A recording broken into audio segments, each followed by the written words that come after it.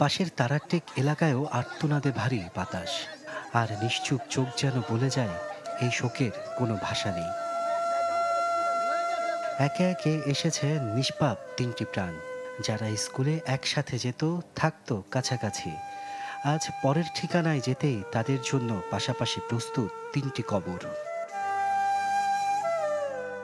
চতুর্থ শ্রেণীর আরিয়ান আর তৃতীয় শ্রেণীর শিক্ষার্থী ছিলেন উমায়ের ও বাপ্পি। এই তিন শিশুর নাম আজ স্কুলে নয়, লেখা হলো চোখের জলে, লেখা হলো এই বাংলার মাটির বুকে। সাথে হারিয়ে গেল সম্ভাবনার জলজলে তারা। আমি চাই না যে আমার ছেলের মতো আর কেউ, আর যারা মারা গেছে তাদের মতো কেউ এই দুর্ঘটনার শিকারে মারা যাক। আমি তো শেষই, আমার ফ্যামিলি শেষ।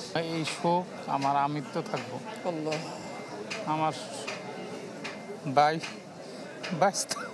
ছেলের জন্য আপনারা দোয়া করেন। নিয়ত করছিলাম হজে যাবো, ভাই যাওয়ার পর আমি আমার বাচ্চাকে চলে যাবো। আমি তো একটু ব্যস্ত এই শিশুদের আর দেখা যাবে না কোনো দিন। যেখানে তাদের ঠাঁই হলো সেই অচিনপুরের গল্পে শুধু স্মৃতিরাই কথা বলে যায়, এক ভয়ানক বিষণ্ণতার পাতায়।